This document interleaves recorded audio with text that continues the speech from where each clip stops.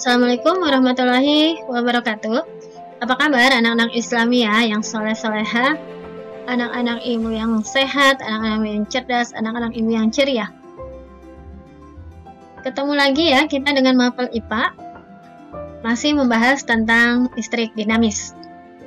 Nah, kita sebelum belajar, kita sama-sama membaca basmalah. Bismillahirrahmanirrahim.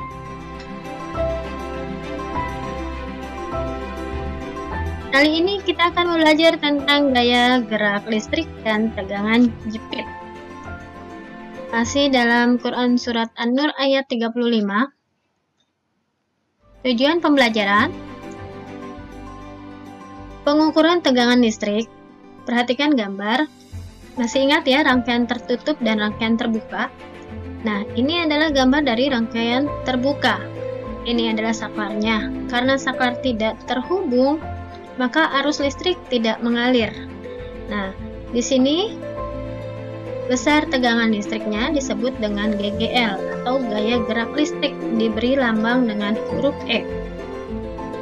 Kemudian, gambar berikutnya adalah gambar rangkaian tertutup.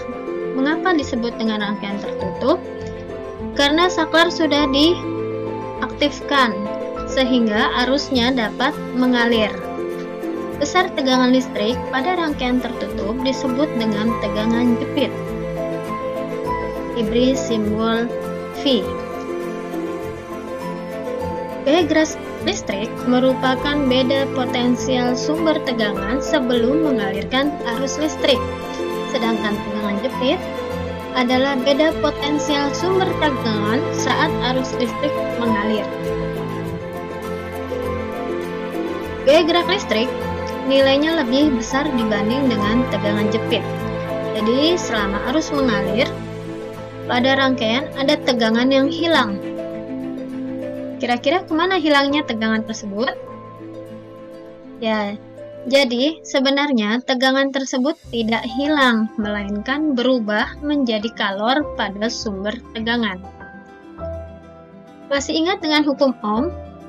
Ya, jadi untuk mencari arus, I sama dengan V per R. Nah, sedangkan pada rangkaian yang terbuka, rumusnya berubah menjadi V sama dengan GGL per R, di mana R-nya adalah jumlah dari hambatan luar dan hambatan dalam. Kemudian untuk mencari GGL total, dapat langsung menjumlahkan semua GGL yang ada dalam rangkaian. Begitu juga dengan hambatan dalam total. Bisa dengan cara langsung menjumlahkan semua nilai pada hambatan dalam. Contoh soal, perhatikan gambar. Kalau kita lihat gambar, ini adalah gambar rangkaian listrik terbuka. Jika arus listrik 4 ampere mengalir pada rangkaian yang dihubungkan dengan hambatan R besar, ini adalah hambatan luar yang nilainya 11 ohm, dan hambatan dalam nilainya 1 ohm. Hitung GGL dan tegangan jepit. Nah, yang harus diingat bahwa GGL itu adalah arus listrik sebelum mengalir. Menggunakan rumus GGL sama dengan I kali jumlah hambatan dalam dan hambatan luar. Sedangkan tegangan jepit, arus listrik yang mengalir. Maka digunakan rumus V sama dengan I kali R. Dari soal diketahui arus yang masuk 4 ampere, hambatan luarnya 11 ohm, dan hambatan dalamnya 1 ohm. Yang ditanya adalah GGL dan tegangan jepit. Nah, untuk GGL kita masukkan rumusnya sama dengan I kali jumlah hambatan. Jadi 4 ampere kali 11 ohm plus 1 ohm. Sehingga dihasilkan GGL-nya 48 volt. Sedangkan tegangan jepitnya menggunakan rumus V sama dengan I kali R. 4 ampere kali 11 ohm sama dengan 44 volt. Contoh soal berikutnya. Ini adalah gambar dari rangkaian paralel, di mana R1 nilainya 3 ohm, R2 6 ohm, R3 2 ohm, I3 3A.